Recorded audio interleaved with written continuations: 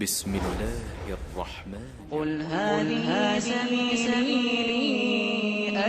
أدعو إلى الله على بصيرة أنا ومن اتبعني وسبحان الله وما أنا من المشركين.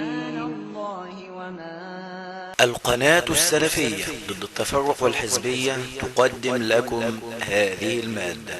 قال عليه الصلاة والسلام: يخرج من عدن أبين 12,000. الحديث: هل هم من أصل عدن أبين؟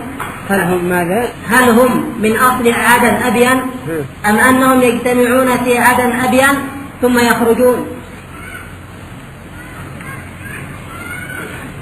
الظاهر يخرجون من عدن ويكونون هم من أهل عدن، ولا يمنع أن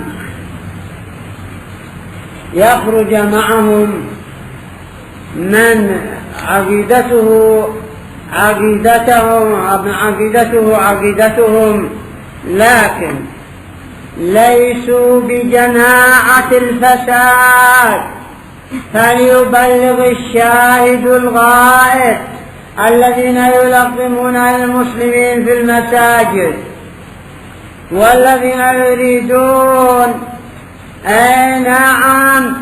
إقامة أو إثارة الفتن في البلد اليمنية التي أثنى عليها نبينا محمد صلى الله عليه وعلى آله وسلم.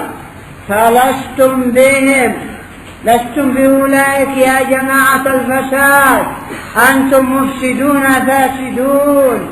المراد بهم أناس يتمسكون بدين الله وينصرون دين الله كما قال النبي صلى الله عليه وعلى آله وسلم.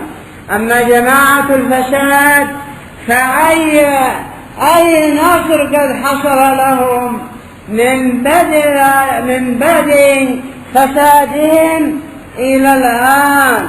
ولكن ماذا يا إخوان؟ ولكن هم جماعة مادة.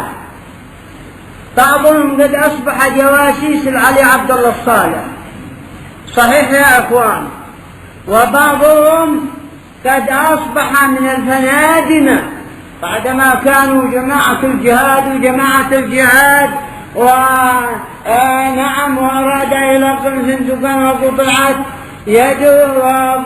يده من اللوم. بعد ذلك ماذا؟ قد أصبح معه بعد الجهاد يمكن يتجسس على أصحابه، وقد أصبح فندما في رتبة ضابط أو أرفع، والله المستعان. فالمهم جماعة الفساد هم جماعة الدنيا، ما همهم إلا الدنيا والمال، والله المستعان.